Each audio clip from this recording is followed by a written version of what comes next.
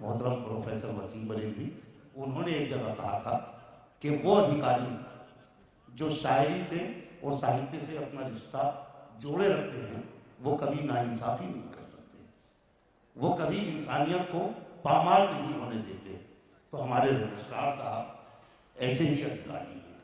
मैं ये कहना चाहता हूं कि इस मुशायरे की भी जब तारीख लिखी जाएगी तो इसमें लिखा जाएगा कि इसमें पद्म भूषण गोपाल दास नीरज जी थे, प्रोफेसर वसीम बरेलवी जी थे, डॉक्टर कुंवर बेचैन जी थे, मंजर गोपाली जी थे, अजमल सुल्तानपुरी जी थे, और सबका नाम आएगा। तो ये है एक इतिहास रच देना, भले ही सुनने वाले कम हैं। डॉक्टर कुंवर बेचैन साहब और हम कई साल पहले पाकिस्तान में थे, प्रोफेसर वसीम बरेलवी साहब हमारे ग्रुप लीडर थे, तो हमने खुद अपनी आंखों से देखा कि कराची और हैदराबाद सिंध में 60-60, 70-70 हजार लोग होते थे जो वसीम साहब के कलाम पर उठकर खड़े होकर दाद दिया करते थे। और दोस्तों, मैंने ये भी देखा कि इस वक्त दुनिया के इकलौते लोकप्रिय कथावाचक मुरारी बाबू वो होते हैं, 4 उनके करीबी लोग होते हैं, और प्रोफेसर वसीम बरेलवी होते हैं।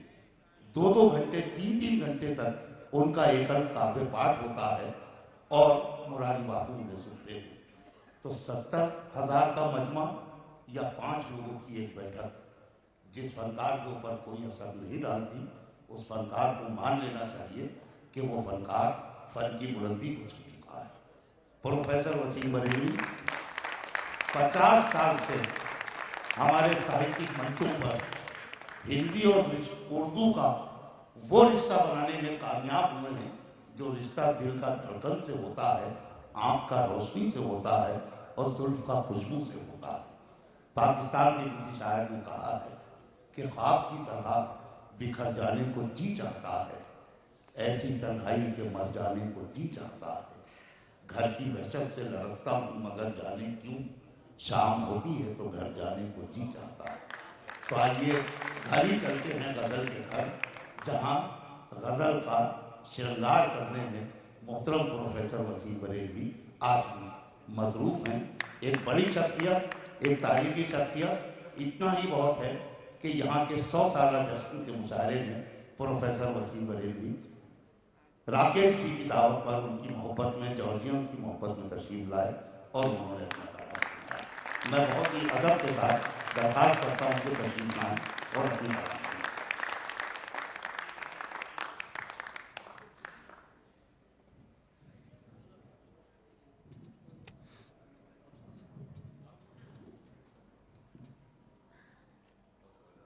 राकेश जी, मेरे सभी दोस्त, कभी जो डाइस पर हैं और इस पंडाल में बैठे हुए डॉक्टर साहबान, हिंदुस्तान के भी और हिंदुस्तान से बाहर जो हिंदुस्तान का नाम रोशन कर रहे हैं वो भी। आज के इस कवि सम्मेलन मुशायरे में मेरे 2 भाई मेरे आने के लिए बजिद थे।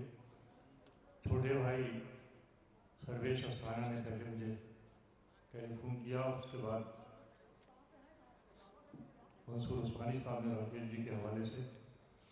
तो मैंने, होता यह है कि छोटा ज़्यादा ज़िद्दी होता है, लेकिन यहाँ बात बिल्कुल बरक्स निकली, इसलिए कि सर्वेश जी ने तो मुझे माफ़ कर दिया, इसलिए मुझे कहीं और जाना था। लेकिन मंसूर उस्मानी साहब कुछ ज़्यादा ही जिद पकड़ गए और मैं आज आपकी खिदमत में हाजिर हूँ। तो मैं बहुत माफ़ी चाहता हूँ अपने अजीज़ सर्वेश अस्थाना से कि उनके बाद इनकी जिद जो थी उसके आगे मुझे झुकना पड़ा। मैं हाजिर हूँ आपकी खिदमत में।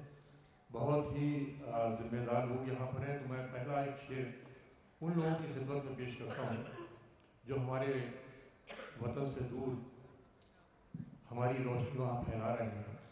लेकिन उन्हीं के बीच एक शेर हुआ था, उन्हें देखकर जब मैंने देखा कि अमेरिका में हो या इंग्लैंड में हमारे जितने भी भारत से गए हुए लोग हैं, चाहे वो डॉक्टर्स की शक्ल में हो, इंजीनियर्स की शक्ल में हो या बिजनेस मैन की शक्ल में हो, उनको एक अजीब तरह की तड़प हिंदुस्तान के नाम से जागती है उनमें।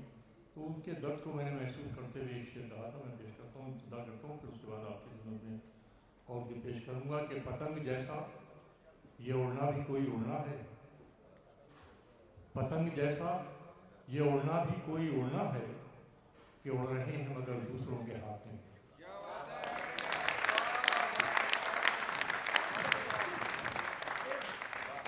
بہت شکریہ۔ میں پہلے تو اس درد کو آپ کے ساتھ میں نے شیئر کر لیا جو آپ بھی محسوس کرتے ہیں اور میں بھی، اس لیے کہ مجھے تھوڑی سی اجازت دیں، میں صرف 10 منٹ آپ کی خدمت میں رہوں گا۔ میں نے وہاں پر ایک بار ایک انٹرویو لے رہی تھی، خاتون ایشیا ٹی وی وہاں پر چلتا ہے جو ہمارے باہر کے پرواسی آئے ہوئے ہیں، انہوں نے مجھ سے پوچھا کہ آپ کو امریکہ کیسا لگا؟ میرا دوسرا یا تیسرا وزٹ تھا۔ میں نے کہا بہت ترقی ہوئی ہے یہاں پر، بہت ڈسپلن معاشرہ ہے، تعریفیں کی بولی نہیں، کوئی ایسی بات بتائیے جو لگے کہ آپ کہہ رہے ہیں۔ تو میں نے کہا آپ مجھ سے پوچھتی ہیں تو آپ کا امریکہ ایک تاج محل ہے جس کو دیکھا تو جا سکتا ہے مگر اس پہ رہا نہیں جا سکتا۔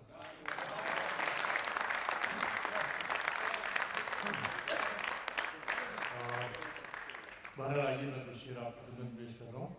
ایک شعر سے آغاز کرتا ہوں کہ لگتا تو بے خبر سا ہوں لیکن خبر میں ہوں۔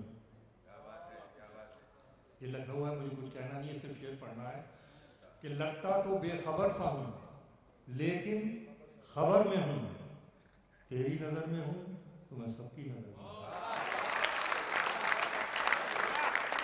لگتا تو بے خبر سا ہوں لیکن خبر میں ہوں، تیری نظر میں ہوں تو میں سب کی نظر میں ہوں۔ میں نے دیکھا ڈاکٹر کوثر صاحب مسکرائے اس طرح سے جیسے ان کا سنا ہوا ہے، یقیناً ان کا سنا ہوا ہوگا، اس لیے کہ ٹی وی نے جہاں بہت اچھے کام کیے شاعروں کے حق میں بہت نقصان بھی کیا ہے۔ میں کچھ ایسے شعر سناتا آغاز کرتا ہوں سناتے ہوئے کہ جو آپ تک نہیں پہنچے ہیں۔ آئیے ایک شعر سنیے کہ وہ بولتا گیا ہے، وہ بولتا گیا ہے، میں سنتا رہا خاموش۔ سوری، میں بولتا گیا ہوں، میں بولتا گیا ہوں، میں بولتا گیا ہوں وہ سنتا رہا خاموش۔ روزانہ کا آپ کا تجربہ ہوگا، میں بولتا گیا ہوں وہ سنتا رہا خاموش، ایسے بھی میری ہار ہوئی ہے کبھی کبھی۔ میں بولتا گیا ہوں وہ سنتا رہا خاموش، ایسے بھی میری ہار ہوئی ہے کبھی کبھی۔ بہت شکریہ، آپ نے بڑا حوصلہ دیا اور یہ سمجھیے کہ اس ٹھنڈ میں آپ نے گرمی پیدا کر دی اپنی تعلیموں سے اور اپنے مزاج سے۔ کہ اترنا آسمانوں سے تو کچھ مشکل نہیں، لیکن کہ اترنا آسمانوں سے تو کچھ مشکل نہیں، لیکن زمین والے زمین پر پھر مجھے چلنے نہیں دیں گے۔ لیکن زمین والے زمین پر پھر مجھے چلنے نہیں دیں گے۔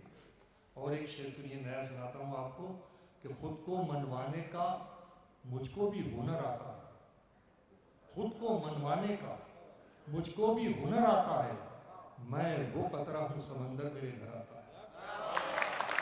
خود کو منوانے کا مجھ کو بھی ہنر آتا ہے، میں وہ قطرہ ہوں سمندر میرے گھر آتا ہے۔ میں